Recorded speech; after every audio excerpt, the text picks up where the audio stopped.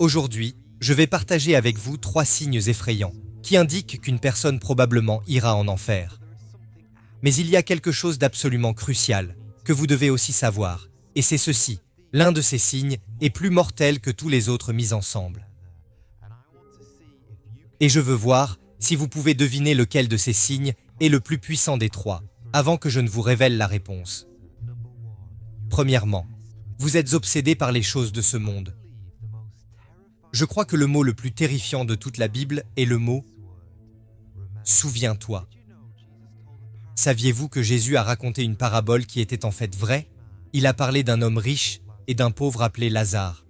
Cet homme riche était vêtu de vêtements les plus coûteux. Il vivait dans un château. Il vivait dans le luxe le plus total chaque jour. Mais le pauvre Lazare mendiait à sa porte. Il était couché, il était couvert de plaies, désirait ardemment la nourriture qui tombait de la table de l'homme riche.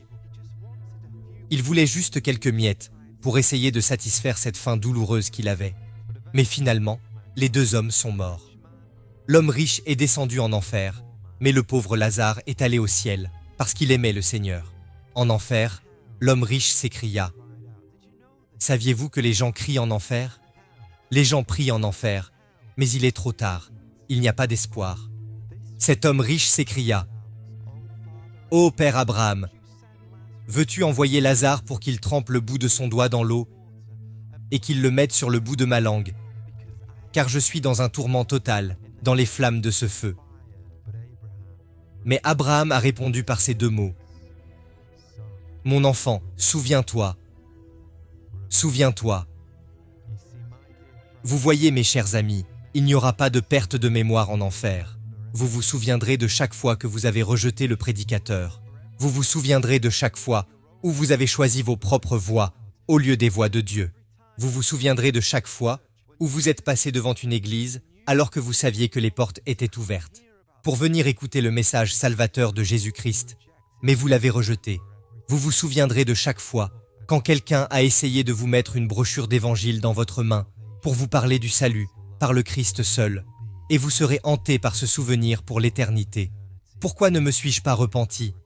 Pourquoi n'ai-je pas mis ma confiance dans le Seigneur Jésus-Christ? Maintenant, il serait très facile pour nous de nous précipiter vers une conclusion idiote. Tous les hommes riches vont en enfer parce qu'ils sont mauvais et que les pauvres vont toujours au paradis. Mais ce n'est tout simplement pas le cas. Voyez-vous, Abraham, qui répondait à l'homme riche, était l'une des personnes les plus riches qui ait jamais marché sur cette terre. Et pourtant, il était au paradis, il était dans le confort. Et je ne veux contrarier personne, mais il y aura aussi beaucoup de pauvres personnes qui finiront en enfer. Le fait est le suivant. Tout dépend de l'endroit où se trouve votre trésor. Êtes-vous tellement enraciné dans ce monde que vous ne vous souciez pas des choses de Dieu parce que c'était cela le problème de l'homme riche? Il a ignoré l'homme pauvre qui se tenait devant sa porte et qui mendiait.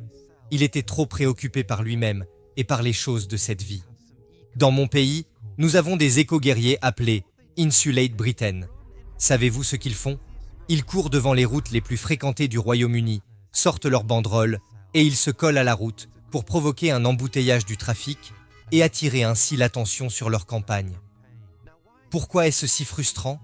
Parce que lorsque la police arrive et essaie de les faire bouger, ils ne peuvent pas déplacer ces personnes, parce que leurs mains et leurs pieds sont englués sur la route.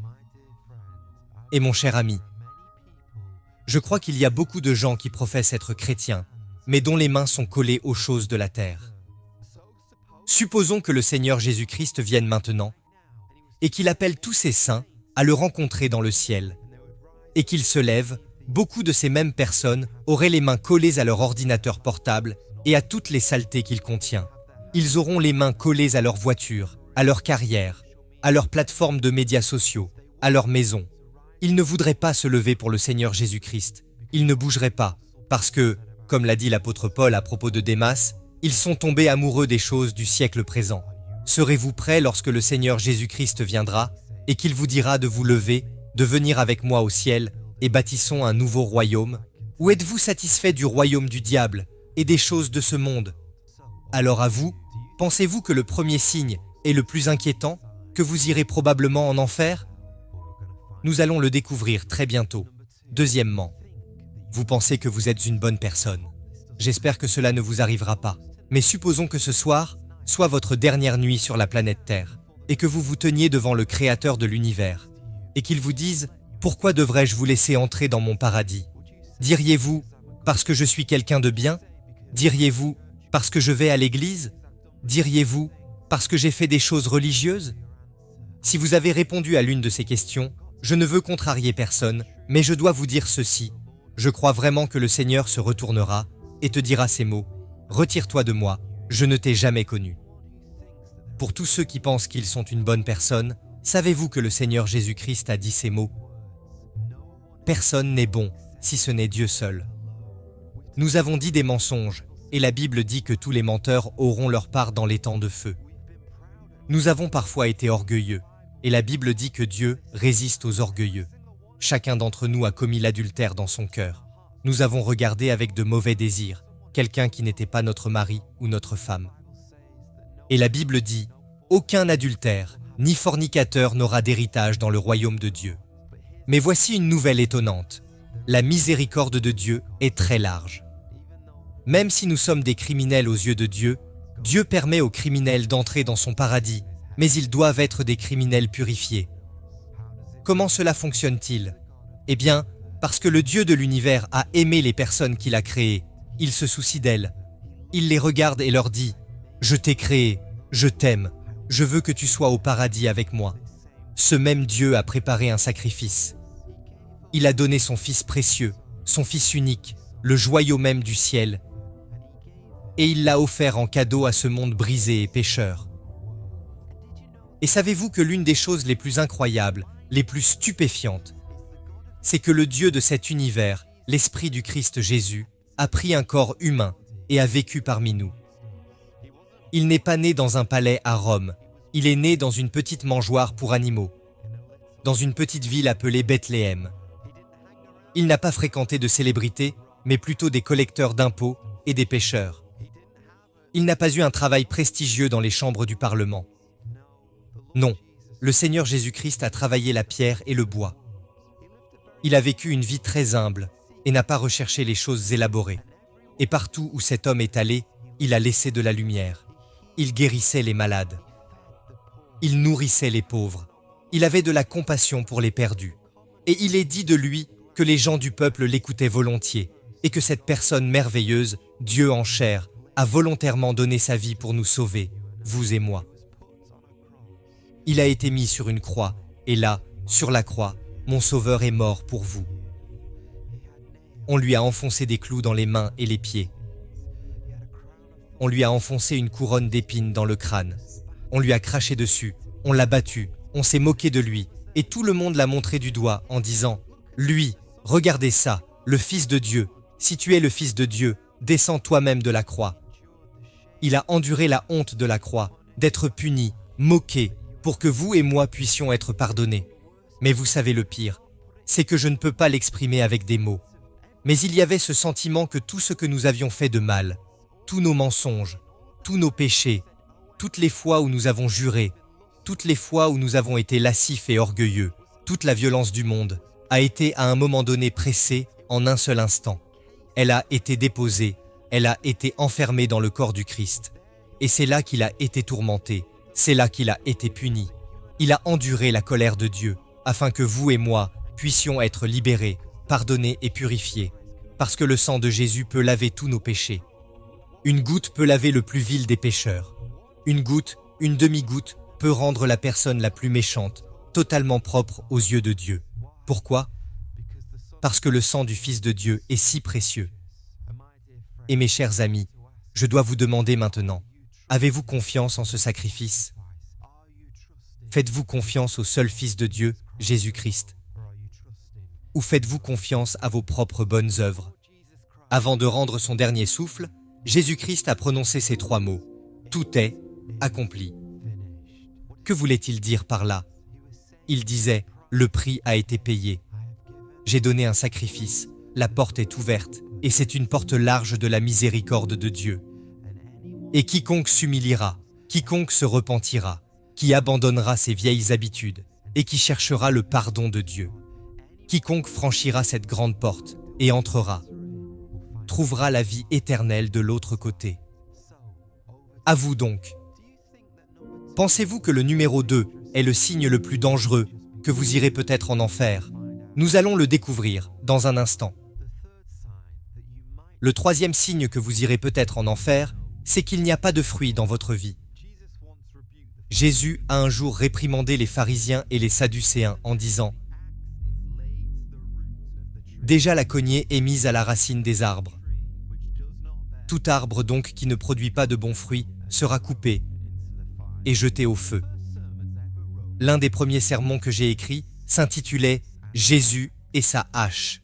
Vous savez, nous chantons souvent une chanson qui dit « Doux Jésus, doux et tendre ». Et je le crois vraiment. Le Seigneur Jésus-Christ est vraiment un sauveur doux et aimant. Mais n'oubliez jamais ceci, il est aussi un homme avec lequel il ne faut jamais se frotter. Ce n'est pas pour rien que les démons tremblent lorsque vous prononcez le nom du Seigneur Jésus-Christ. Ce n'est pas pour rien que le diable est un ennemi vaincu. Ce n'est pas pour rien que le Seigneur Jésus-Christ est le seul que la mort n'a pas pu retenir. Il a vaincu la tombe parce qu'il y a de la puissance dans le nom du Seigneur Jésus-Christ. Cela peut choquer certains d'entre vous, mais Jésus-Christ a une hache, et cette hache est posée à la racine de l'arbre de votre vie. Et le Christ attend de voir si vous allez porter du fruit, parce que les arbres qui ne portent pas de fruits seront coupés et jetés au feu. Ok Joe, je comprends exactement ce que tu essaies de dire. Il suffit que je fasse plus de bonnes œuvres pour que Jésus ne coupe pas mon arbre. En fait, non. C'est l'erreur que les pharisiens et les sadducéens commettaient. Ils pensaient que s'ils pouvaient donner un spectacle extérieur, s'ils pouvaient fabriquer leurs propres bonnes œuvres, alors ils seraient acceptés par Dieu. Mais Dieu regarde à l'intérieur d'eux. Ils étaient comme des tombeaux blanchis. Il y avait de la mort et de l'iniquité à l'intérieur d'eux. Ce dont vous et moi avons besoin, c'est que le Saint-Esprit fasse un travail de régénération, où nous portons du fruit grâce à lui. Voyez-vous ?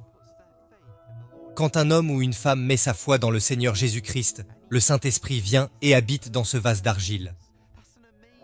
C'est une vérité étonnante. Le Dieu de l'univers vit à l'intérieur de nous. Et lorsqu'il vient, il ne nous laisse pas tels que nous étions. Il est impossible de rencontrer le Dieu vivant, d'avoir une rencontre avec le Dieu vivant et de traverser la vie sans changer. Non.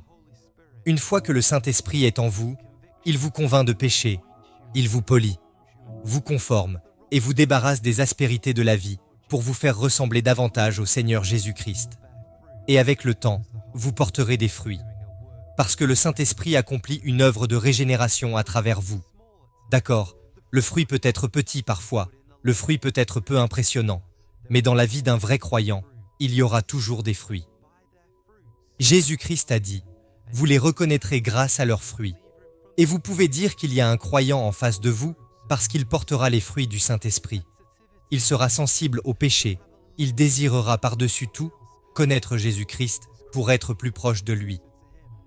Ils auront le désir d'en savoir plus sur la parole de Dieu. Ils auront plus de maîtrise de soi qu'ils n'en avaient dans leur vie antérieure. Et ô mon cher frère précieux, ma chère sœur précieuse, comme vous et moi avons besoin de crier à Dieu chaque jour en disant « Seigneur Dieu, aide-moi à porter des fruits.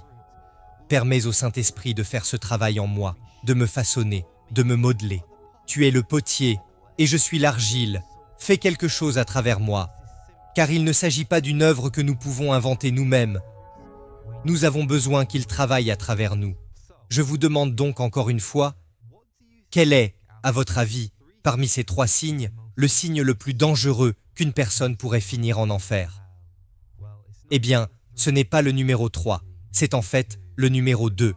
En ce qui concerne le numéro 1 et 3, je veux que sérieusement, si ces signes sont présents dans votre vie, vraiment que vous priez sérieusement et que vous cherchiez la face du Seigneur. Vous pourriez ne pas être chrétien, mais je crois aussi que certains chrétiens se débattent avec ces choses. Mais le deuxième point n'est pas négociable. Si vous vous reposez sur vos propres bonnes œuvres, si vous vous reposez sur votre propre justice, vous n'arriverez pas au ciel et vous pourriez finir en enfer. Car c'est par la grâce que vous êtes sauvés, par le moyen de la foi. Et cela ne vient pas de vous, c'est le don de Dieu. Ce n'est point par les œuvres, afin que personne ne se glorifie. Seul Jésus-Christ peut sauver un homme qui se noie. Vous pouvez vous reposer sur vos propres capacités de nageur, mais les torrents de l'océan finiront par vous emporter et vous entraîneront en enfer. Mais mes chers amis, il y a un sauveur qui tend la main et dit « Saisis-la, je te sauverai. Je suis un plus grand nageur que toi, et je vais t'emmener au paradis, au ciel, pour l'éternité. » Avez-vous pris sa main? Avez-vous fait confiance au Seigneur Jésus-Christ? Mais il y a une chose importante dont je n'ai pas parlé dans cette vidéo, et c'est ceci. À quoi ressemble vraiment l'enfer? Si vous voulez la réponse à cette question, regardez cette vidéo ici. Et si vous n'êtes pas encore abonné et que vous trouvez ces vidéos utiles, pensez à vous abonner. Nous serions ravis de pouvoir compter sur votre amitié ici, à Off the Curb Ministries.